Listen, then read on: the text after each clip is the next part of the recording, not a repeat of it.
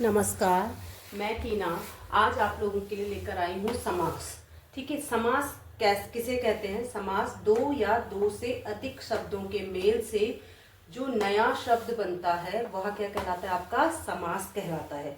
ठीक है, तो ये क्या है? समास क्या है? दो शब्दों को मिलकर बनता है या फिर दो से अधिक शब्दों से मिलकर क्या बनता है? समास शब्द बनता है। ठीक है, जैसे काली है जो मिर्च, तो इससे क्या मिलकर बना है? काली मिर्च। ठीक है, तो एक शब्द हमारा ये है और एक शब्द हमारा ये है, तो ये क्या बन गया? हमारा समास शब्द बन गया काली मिर्च। ठीक है, देश के लिए भक्ति, तो हमारा अगला शब्द क्या बन गया? देशभक्ति। ठीक है, तो ये क्या है? दो या दो शब्दों से मिलकर क्या बना? हमारा समास शब्द बना है। अब जो हमारा ये शब्द है इसको हम क्या कहते हैं? समस्त पद कहते हैं। ठीक है, जो हमारा ये वाले शब्द हैं ये क्या कहलाते हैं? हमारे समस्त पद कहलाते हैं। तो समस्त पद किसे कहते हैं? समास की विधि से बनने वाला शब्द समस्त पद कहलाता है। यानी कि जो समास की विधि के द्वारा जो नया शब्द बना है वो शब्द हमारा क्या कहलाता है? समस्त पद कहलाता है। तो हमारे समस्त पद कौन से हैं? काली मिर्च, देश, भक्ति। ठीक है, ये क्या हमारे समस्त पद हैं? कौन से? काली मिर्च और देशभक्ति। अब देखिए, जो समस्त पद होता है, जैसे काली मिर्च क्या था? हमारा समस्त पद था। ठीक है, तो जो समास होते हैं, समास में क्या है? दो पद होते हैं। समास में कितने पद होते हैं? दो पद होते हैं। किसमें? समास में। ठीक है, तो आपका समास में कितने पद हो गए? आपके समास में दो पद हो गए हैं। तो पहला पद क्या कहलाता है? हमारा उत्तर पद कहलाता है, पूर्व पद कहलाता है, और दूसरा हमारा उत्तर पद कहलाता है। ठीक है, तो यहाँ पर देखिए, काली क्या हमारा पूर्व पद है और मिर्च क्या हमारा उत्तर पद है।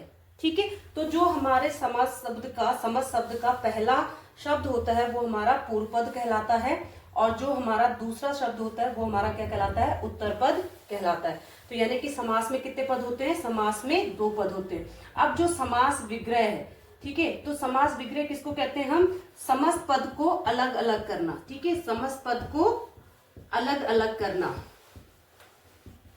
समस्त पद को अलग अलग करना क्या कहलाता है? हमारा समास विग्रह कहलाता है।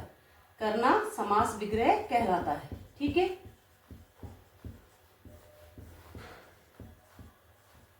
अब जैसे ये काली मिर्च है, ठीक है, तो काली मिर्च को अगर हमें समास विग्रह काली मिर्च का करना है तो हम क्या करेंगे? काली है जो मिर्च। अब हमने क्या कर दिया है? काली और मिर्च को दोनों को हमने क्या कर दिया है? अलग अलग कर दिया। यानी कि पूर्व पद को हमने अलग कर दिया है और उत्तर पद को हमने अलग कर दिया। तो यानी कि समस्त पद को हमने कितने भागों में बांट दिया? दो भागों में बांट दिया। ठीक है, अलग अलग निकाल दिए, दोनों पदों को अलग अलग कर दिया। तो यहाँ पर ये क्या कहलाता है? आपका समास विग्रह कहलाता है। ठीक है, ये तो हमारा कहाँ तक हो गया? समास विग्रह तक हो गया। अब आता है हमारा समास के भेद। ठीक है, अब देखिए, समास के कुल कितने भेद हैं? 6 भेद हैं। पहला है द्विगु समास, दूसरा कर्मधारय समास, तीसरा द्वंद्व समास, बहुव्रीहि समास, तत्पुरुष समास और अव्ययी भाव समास। ठीक है, जो हम पहचानेंगे कैसे इन्हें? तो जो द्विगु समास होता है उसका पहला पद क्या होगा? आपका संख्या होगा, यानी कि कोई नंबर होगा। ठीक है, इसका पहला पद क्या होगा? नंबर होगा, कोई नंबर इसमें आएगा। ठीक है, इसको हम इस तरीके से पहचानेंगे। कर्मधारय समास में क्या होता है? पहला पद क्या होता है? आपका विशेषण होगा। ठीक है, और जो दूसरा पद होता है वो विशेष होता है, क्योंकि वो उसकी विशेषता को बता रहा होता है। तो यानी कि जो दूसरा पद होगा वो क्या होगा? संज्ञा शब्द होगा। ठीक है, द्वंद्व समास को हम कैसे पहचानेंगे? क्योंकि इसमें क्या लगा होता है? योजक चिन्ह लगा होता है। समस्त पदों के बीच योजक चिन्ह लगाया जाता है। किसमें? द्वंद्व समास में। ठीक है, बहुव्रीहि समास क्या कर रहा होता है? किसी तीसरे की विशेषता बताता है। वो खुद की विशेषता नहीं बताता है, वो अपने पदों की विशेषता नहीं बताता है, वो क्या करता है? किसी तीसरे की विशेषता को बताता है। तो ये किस में होता है? आपका बहुव्रीहि समास में होता है। तत्पुरुष समास को सिंपल है पहचानने के लिए कि इसमें क्या है? कारक चिन्हों का लोप होता है। किसका लोप होता है? कारक चिन्ह नहीं दिखाई देते इसमें। तो इसमें कारक चिन्हों को हमें समास विग्रह करते समय लगाने होते हैं। तो कितने कारक चिन्ह लगाने? आपको 6 कारक चिन्ह लगाने होते हैं। हम कर्ता कारक चिन्ह तत्पुरुष समास में नहीं लगाते हैं और संबोधन कारक चिन्ह हम तत्पुरुष समास में नहीं लगाते। अब जो हमारा अव्ययी भाव समास होता है, इसका जो पहला पद होता है वो क्या होता है? अव्यय होता है। अव्यय का मतलब है कि हम उसे खर्च नहीं कर सकते। व्यय का मतलब क्या होता है? खर्च, और नहीं यानी कि हम उसे खर्च नहीं कर सकते। तो यानी कि पहला पद क्या होगा? अव्यय होगा। किसमें? अव्ययी भाव समास में। द्विगु समास में कैसे पहचानना है कि पहला पद संख्यावाचक होता है, कर्मधारय समास में पहला पद विशेषण होता है, दूसरा पद विशेष्य होता है, यानी कि जिसकी विशेषता बताई जा रही है। द्वंद्व समास में दोनों शब्दों के बीच यानी कि दोनों पदों के बीच योजक चिन्ह लगा हुआ होता है। पहचानने का तरीका ये है। बहुव्रीहि समास हमें क्या पहचानना है उसमें कि ये किसी तीसरे की विशेषता तो नहीं बता रहा है। अगर वो किसी तीसरे की विशेषता बता रहा है तो इसका सिंपल मतलब है कि वो बहुव्रीहि समास है। तत्पुरुष समास जो होता है ये क्या करता है, कारक, इसमें कारक चिन्हों का लोप होता है और जो इसका उत्तर पद होता है वो क्या होता है, प्रधान होता है, और जो पूर्व पद होता है वो गौण होता है। ठीक है, यानी कि उसकी इतनी महत्व नहीं होती है। जो दूसरा वाला होता है उसकी ज्यादा महत्व होती है। और अव्ययीभाव समास में पहला पद जो होगा वो क्या होगा, अव्यय होगा, यानी कि उस पद को हम क्या नहीं कर सकते हैं, खर्च नहीं कर सकते। उसका इस्तेमाल हम, आपको पता है कि अव्यय शब्द क्या है, बदलते नहीं है, किसी भी रूप में वो क्या नहीं करते हैं, बदलते नहीं है। तो यहाँ पर जो प्रधान होता है वो कौन सा पद होता है, दूसरा वाला पद होता है, यानी कि उत्तर पद होता है। तो ये क्या है, समास को पहचानने की ट्रिक है कि हम उनको कैसे पहचाने। तो ये क्या है, समास की पहचानने की ट्रिक है। आपको आसान सी ट्रिक मैंने बता दी है ताकि आप समास को आसानी से पहचान सके। अब हम इन्हें एक एक करके पढ़ेंगे। ठीक है, देखिए द्विगु समास, जिसका पहला पद संख्यावाचक होता है और दूसरा पद बहुवचन का बोध कराता है। ठीक है, और समूह शब्द विग्रह करने पर जुड़ता है, यानी कि जो पहला पद होगा, यानी कि जो पहला पद होगा वो क्या होगा, संख्यावाचक होगा, और दूसरा पद क्या होता है, बहुवचन का बोध कराता है, यानी कि वो बहुवचन में बदल जाएगा, और समूह शब्द क्या है, विग्रह करने पर जुड़ता है। ठीक है, अब बहुवचन का बोध क्यों कराता है, क्योंकि यहाँ पर एक कोई भी शब्द एक वाला नहीं आएगा। ठीक है, तो एक से अधिक जब सारे शब्दों को आना है, संख्याओं को आना है, नंबर को आना है, तो वो क्या करेंगे, अगला जो पद होगा वो किस में बदल जाएगा, आपका बहुवचन में बदल जाएगा।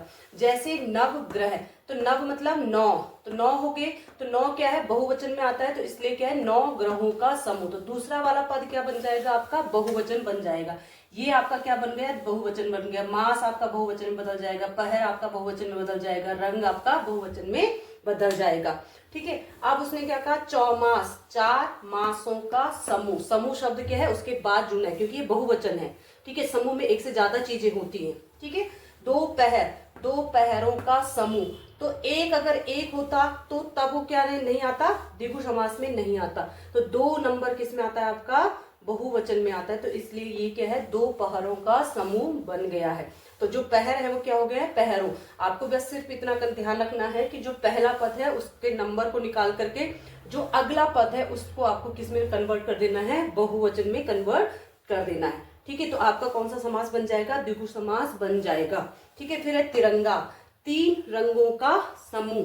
तो यहाँ पर क्या करा हमने, ती का मतलब 3 को हटा दिया और रंग क्या बन गए, बहुवचन में बदल गए, तो रंगों का समूह ये बन गया। ठीक है, तो समूह शब्द हमने क्या करना है, जब हम विग्रह करेंगे तो उसमें हमें वो जोड़ना है। ठीक है, तो डेफिनेशन में मैंने आपको साधारण सी भाषा में लिखाई है, किताबी लैंग्वेज में नहीं लिखाई है, ये आपको आसानी से समझ आ जाएगी।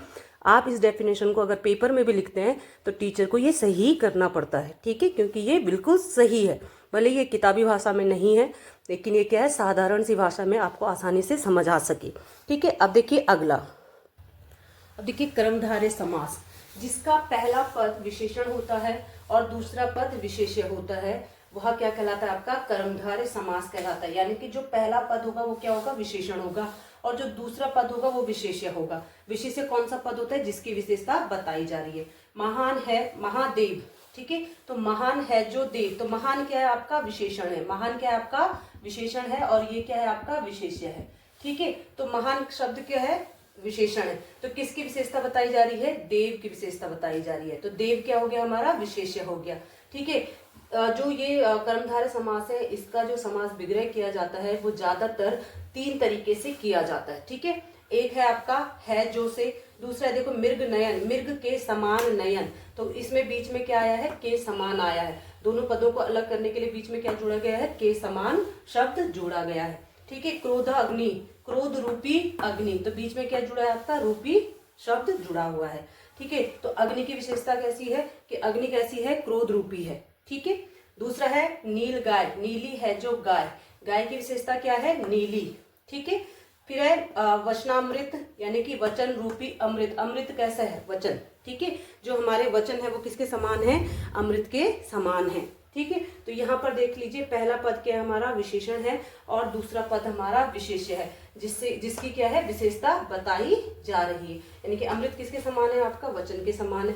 गाय कैसी है, नीली है, ठीक है, तो नीली क्या है, उसकी विशेषता है। अग्नि कैसी है, क्रोध रूपी है, ठीक है। नयन कैसे, मृग के समान है, नयनों की तुलना यहाँ पर की जा रही है। देव कैसे हैं, महान है, ठीक है। तो इन तरीकों से क्या किया जाता है, कर्मधारय समास का विग्रह किया जाता है, ठीक है। आगे के समास हम अगले वीडियो में पढ़ेंगे। यहाँ तक वीडियो देखने के लिए धन्यवाद। अगर वीडियो पसंद आए तो शेयर कीजिए, सब्सक्राइब कीजिए, कमेंट्स कीजिए, लाइक कीजिए।